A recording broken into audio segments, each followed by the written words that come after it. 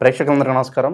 ఈరోజు మన స్టూడియోలో ప్రముఖ ఆధ్యాత్మికవేత్త, ఆస్ట్రాలజర్ బ్రహ్మశ్రీ సుభాష్ శర్మ గారు ఉన్నారు. గురువుగారితో మాట్లాడేద్దాం. నమస్కారం గురుగారు. జూన్ మాసంలో మేషరాశి వారి పరిస్థితి ఎలా ఉండబోతుంది? ఏలినాటి శని అంటున్నారు, మరి భయపడాల్సిన అవసరం ఉందా లేదంటే పర్లేదంటారా? ఓవరాల్గా ఎలాంటి రెమెడీస్ చేసుకోవాలి గురుగారు? తప్పకుండా తెలియజేస్తానండి. ముందుగా ప్రేక్షకులందరికీ శ్రీమాత్రే నమః, శ్రీ గురుభ్యో నమః.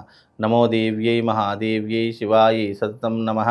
నమ ప్రకృత్యై భద్రాయై నిహతాం ప్రణతాస్మిత.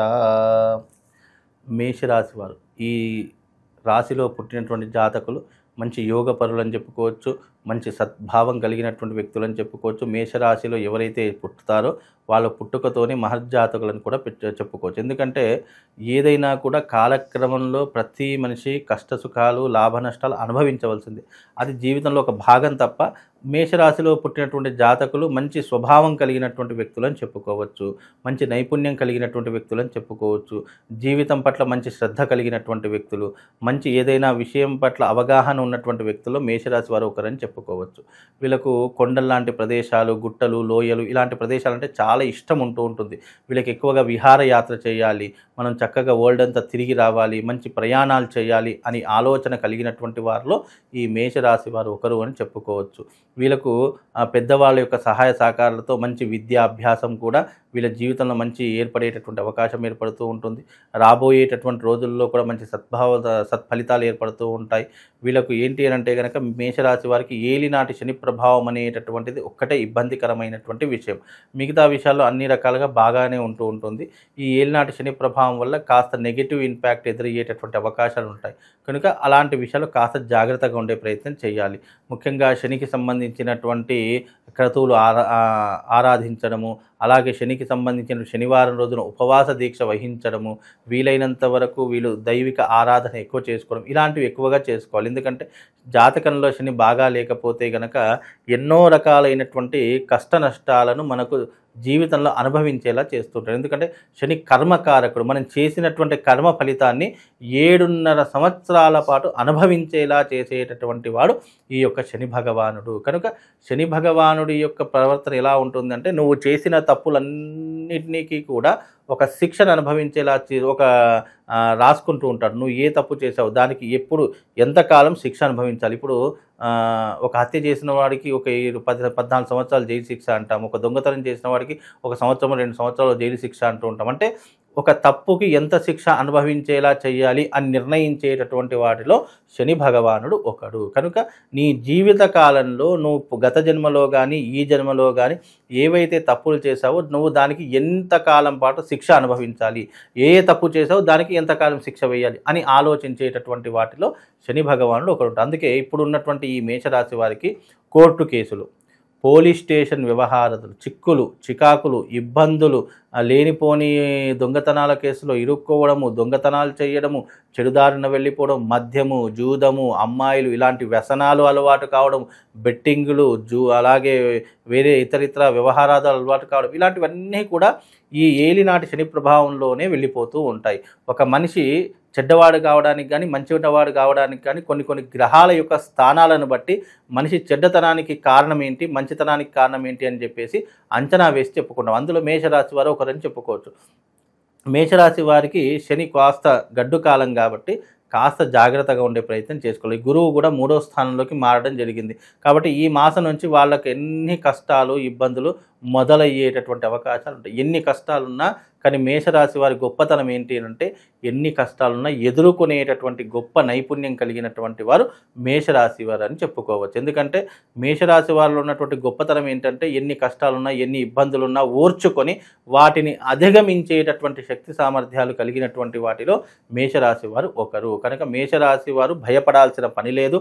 అయ్యో ఏదో శని బాగాలేదు, ఏదో చెప్తున్నారని చెప్పి ఆందోళన పడాల్సిన అవసరము మరీ ఇంకా లేదు. ఎందుకంటే ఎన్ని కష్టాలు వచ్చినా తట్టుకునేటటువంటి క్యాపబిలిటీ ఉన్నటువంటి వ్యక్తులలో కూడా ఈ మేషరాశి వారు ఒకరు అని చెప్పుకోవచ్చు. కాబట్టి మేషరాశి వారికి పెద్ద ఇబ్బందులు అయితే ఏమీ కనిపించట్లేదండి. గురుగారు, రాబోయే రోజుల్లో ఈ శని తీవ్రత ఇంకా పెరుగుతుందంటారా తగ్గుతుందంటారా? ఎలా ఉండబోతుంది రాబోయే? వీళ్ళకి రాబోయే 7.5 సంవత్సరాల పాటు శనికాలం అనేది నడుస్తూనే ఉంటుంది. ఎందుకంటే మీనరాశిలో ఈ యొక్క ఏప్రిల్ 26ని అడుగుపెట్టాడు కాబట్టి వీళ్ళకు దాదాపుగా 2027 వరకు శని ప్రభావం అనేటటువంటిది నడుస్తూనే ఉంటుంది. దాని తర్వాత తగ్గుముఖం పడుతుంది. ఎందుకంటే ఎందుకంటే 7.5 సంవత్సరాలు అని అంటే కనుక దాదాపు 2032 వరకు ఉండేటటువంటి అవకాశాలు ఉంటాయి. కాబట్టి ఇది 2027 వరకు కాస్త ఇబ్బంది పెట్టి దాని తర్వాత తగ్గేటటువంటి అవకాశాలు ఎక్కువగా కనిపిస్తాయి. కాబట్టి కాస్త శని ప్రభావంతో జాగ్రత్తగా ఉండండి. ఎందుకంటే శని ప్రభావం మన జాతకంలో ఉన్నప్పుడు మనం చేయకూడనటువంటి పనులు కొన్ని ఉంటాయి. ముఖ్యంగా ఆర్థికపరమైనటువంటి లావాదేవీల విషయాలకు చాలా దూరంగా ఉండాలి. ఇస్తే డబ్బులు తిరిగి రావు. ఒకరికి మంచి చేద్దామనుకొని వెళితే గనక వాళ్ళకి ఏంటంటే వాళ్ళకి మంచి జరుగుతుంది, నీకు చెడు ఎదురవుతుంది. కాబట్టి నువ్వు మంచి అనే జోలికి అస్సలు వెళ్ళకూడదు. నీ పనేంటో నువ్వు చూసుకోవాలి, ఇంటి పట్టున ఉండే ప్రయత్నం చేయాలి. అలాగే ఎవరికి షూరిటీ లాంటివి ఉండకూడదు, డబ్బు విషయంలో కలగజేసుకోకూడదు, అనవసరమైనటువంటి విషయాలకు జోలికి అస్సలు వెళ్ళకూడదు, పోలీస్ స్టేషన్లకు కోర్టులకు చాలా దూరంగా ఉండేటటువంటి ప్రయత్నం చేసుకోవాలి. కుటుంబం పట్ల ఎక్కువగా శ్రద్ధ చూపించే ప్రయత్నం చేయాలి. ఎన్ని ఇబ్బందులు వచ్చినా కూడా కుటుంబాన్ని వదలకుండా ఉండేటటువంటి ప్రయత్నం చేసుకోవాలి. నీ వృత్తి వ్యాపారాదులు మట్టుకే నువ్వు శ్రద్ధ చూపించేసి ఇతరుల విషయాల జోలికి వెళ్లకుండా ఉంటే నీ జీవితం చాలా బాగుంటుందండి. శనికి సంబంధించి ఎలాంటి పరిహారాలు చేసుకుంటే బాగుంటుందంటారు గురుగారు? మేషరాశి వారు మీకు ఏలినాటి శని ప్రభావం ఉంది కాబట్టి మీరు ఈ జీవిత కాలంలో తప్పకుండా చేసుకోవాల్సింది తిలహోమ తంత్ర విధానము. తిలహోమ తంత్ర ప్రయోగం చేసుకోవడం ద్వారా వీళ్ళకు శని ప్రభావం తగ్గుముఖం పట్టేటటువంటి అవకాశం ఉంటుంది. ఆ శని ప్రభావం తగ్గుముఖం పట్టింది, కాస్త ఉపశమనం కలగడానికి చేసుకోవాల్సినటువంటి తంత్రయాగము తిలహోమ తంత్ర ప్రయోగం అని చెప్పేసి ఉంటుంది. అది చేసుకుంటే చాలా విశేషమైనటువంటి అనుగ్రహం వీళ్ళకి కలుగుతుంది. అలాగే శని బాగా లేదు కాబట్టి శనివారం ఆంజనేయ స్వామి ఆలయానికి వెళ్ళడము, అక్కడ నవగ్రహాల్లో ఉన్నటువంటి శనీశ్వరుడికి పూజ చేయడము, అలాగే ఆ యొక్క నవగ్రహాల్లో శని భగవానుడికి కాస్త నువ్వులు అంటే నల్లటి నువ్వులు, నల్లటి వస్త్రము, నువ్వుల నూనె ఇవి సమర్పించడము, అక్కడ దీపం వెలిగించడము, ఆయన చుట్టూ 9 ప్రదక్షిణలు చేసి చక్కగా ఆయనకు నమస్కారం చేసుకొని నాకు ఎలాంటి ఇబ్బందులు లేకుండా మా కుటుంబానికి రక్షగా ఉండని చెప్పేసి నమస్కారం చేసుకో. ఇలాంటివి చిన్న చిన్న పరిహారాలు చేసుకుంటే సరిపోతుంది.